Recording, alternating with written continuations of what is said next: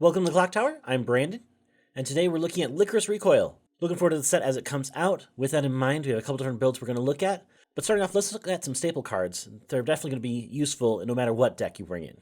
At 0, we have this level 0 Takina that on turn gives 2k power, and also then defensively, when your other character is frontal attacked, you can pay 1 to remove this from field to return that character back to hand. So we have potentially saving cards that you want, but also stepping over things on your turn. So it's a way to win board and then save resources cross turn. We also then have this level 0 Chisato. It's a free runner, so you can move this into an empty spot in your front row, but it also is a pay 1 clock self to salvage a character from waiting room. So a salvage Ricky that also allows us the ability to run. So it doesn't necessarily going to be stepping over things, but it can also run away from potential attacks as well. So potentially being able to deny reverses, but also at the same time, potential to live cross turn. We also have this level 0 Fuki. When this card direct attacks, you can minus a character on your opponent's board by 1,000 power, so potentially being able to step over another character in another lane. This also has the ability, as an act, to send itself from stage to clock, to then look at the top 4 cards of the deck and add a character and add it to hand. We saw this profile in Sword Art, the administrator to be able to essentially mill through your deck a little bit faster, but at the same time also the ability to effectively change that card into another for just the cost of an additional clock. Really useful opportunities there and can also help fix for color. There are 2 main colors in this set being red and blue, and you want both of them as soon as possible. You'll never not have both colors with this card in play. We also have this level 0 Mizuki.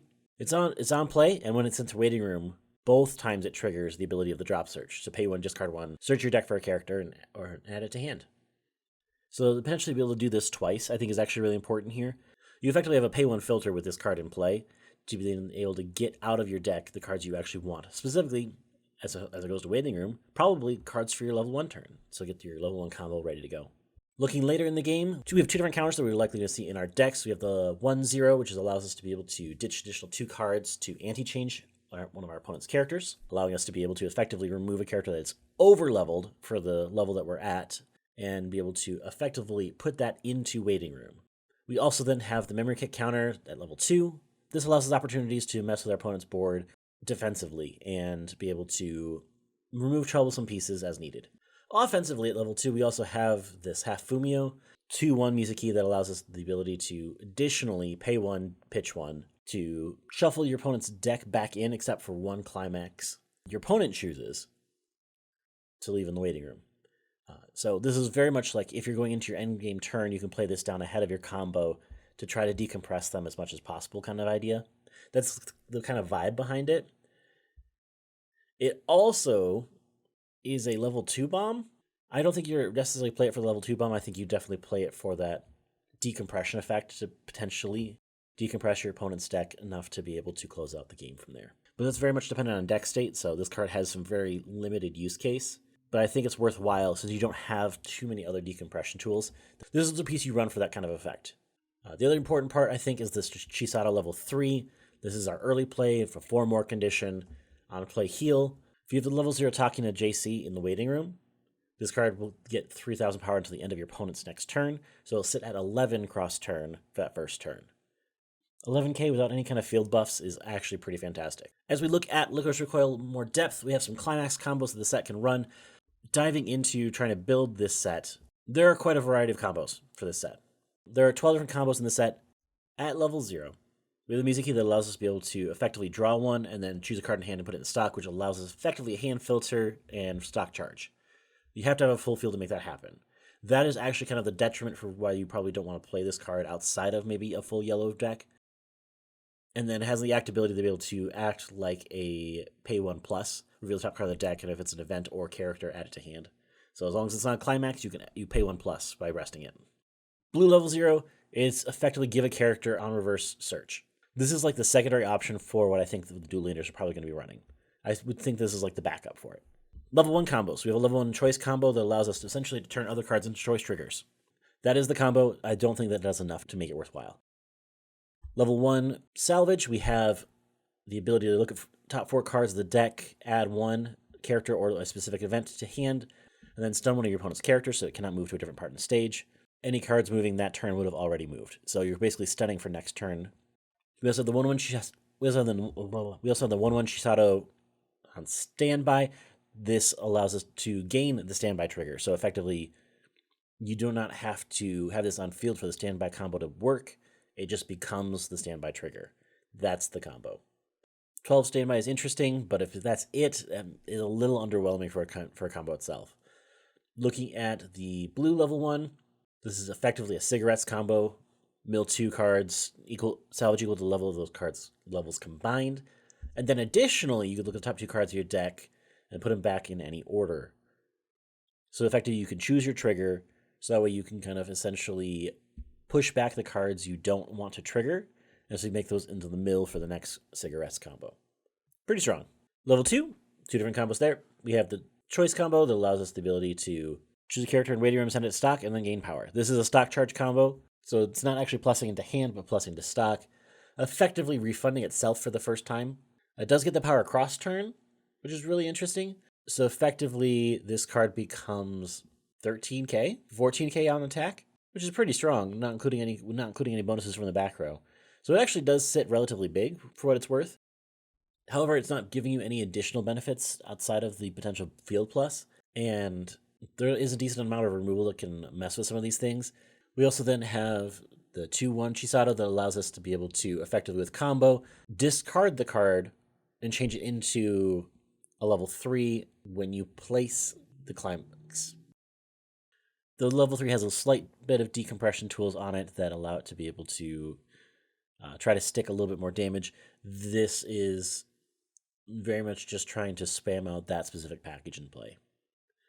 Looking at the level 3 combos and trying how we close games, a couple different ways we would try to do this. Level 3 choice is the Negsul that's trying to slow down the game, trying to force your opponent to burn out resources so they have to essentially dwindle, allowing you to be able to do a slower endgame win. Looking at the salvage has 2 different cards that combine on the same combo, trying to give burns and restands, and kind of pairing the restands with the burns on attack. So this is trying to pair those 2 cards together, trying to have them work together to get the combos in place. The Stock Soul, pay 3, ditch 2 characters to burn 3 twice. Pretty explosive, needs a lot of resources to make that happen, but that is all it does. It doesn't have any additional abilities on the card itself.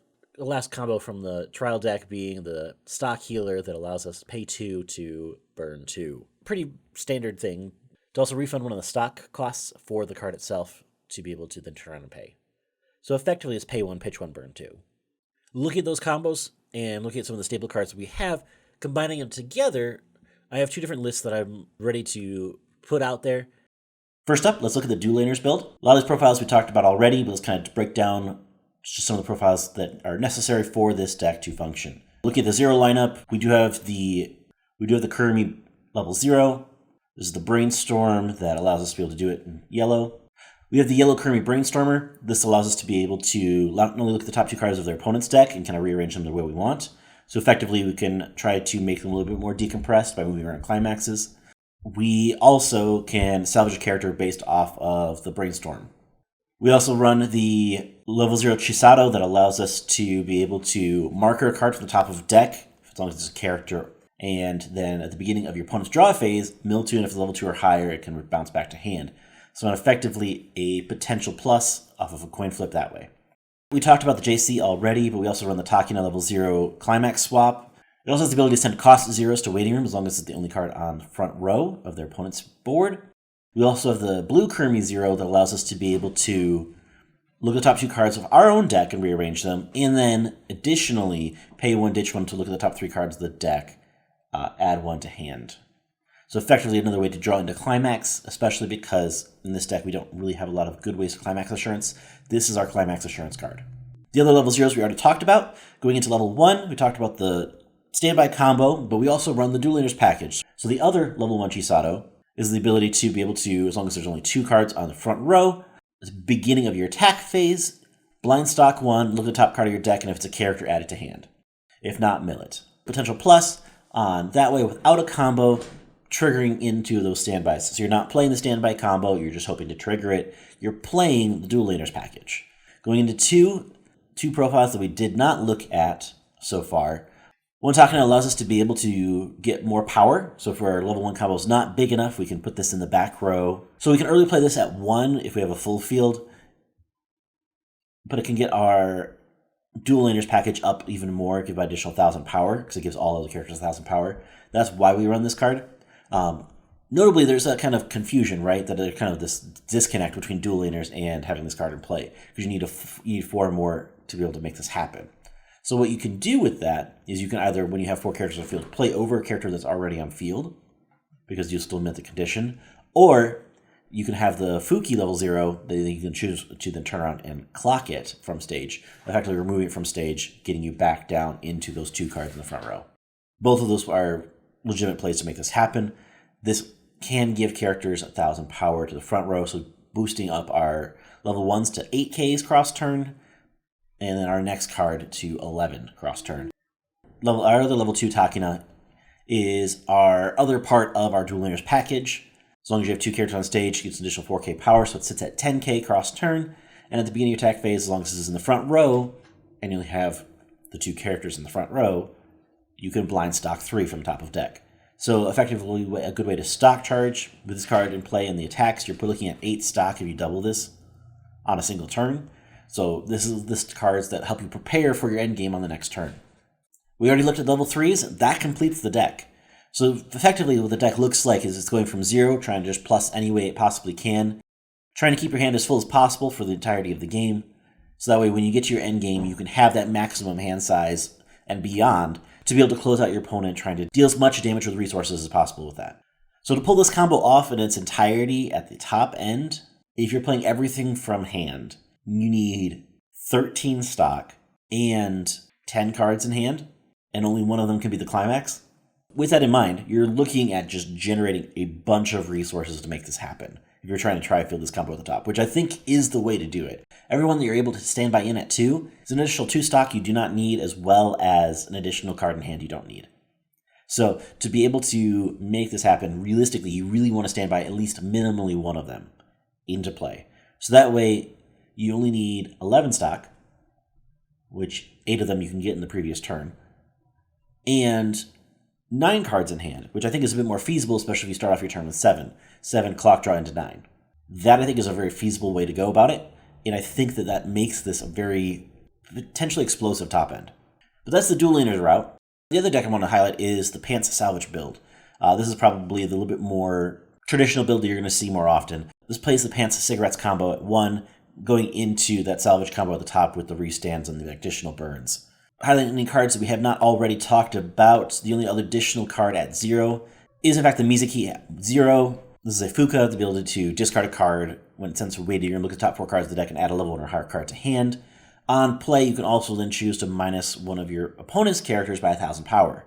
All the other zeros we already talked about, effectively trying to do the same thing. It's trying to get that kind of plussing at 0 or fixing for later game. It also tries to help accelerate the game slightly, because it can help bring back resources from any point of the game, or to be able to help push us into the next game. Essentially, we're trying to speed run 0 to get to 1 and get those resources going. At 1, there's only one additional card we haven't already talked about, and that's the level 1 Chisato. As long as we have a Climax in play, on attack, reveal the top card, and if it's level 1 or higher, send it to stock. This allows us to help get rid of cards that are not level 0, but also to be able to help build up that additional stock for the endgame too. So it's like a dual purpose that helps to clear out the deck of non-zeros, because we really need zeros for our endgame, but also build up the stock that we need to pay for our explosive endgame. Then at 3, the only other card we have not already talked about is the Kurumi level 3 that allows us to be able to choose between 2 different effects. We can choose to either bounce a character off our opponent's stage back to their hand, or take all of their stock, put it into their deck, shuffle their deck, and then put that number of stock that we shuffled into their deck back into stock. So effectively, you're messing with your opponent's stock, potentially decompressing them. It makes it a little strange because you don't actually know what things are and where things are going to go. So it really doesn't help as much as like a traditional stock swap would. However, it's just another way to potentially decompress your opponent to get ready for your end game. So we run this in there for those kind of situations. I think we're more likely to see this kind of build as we see from Lycoris Recoil. This is probably going to be the more standard build you're going to be seeing.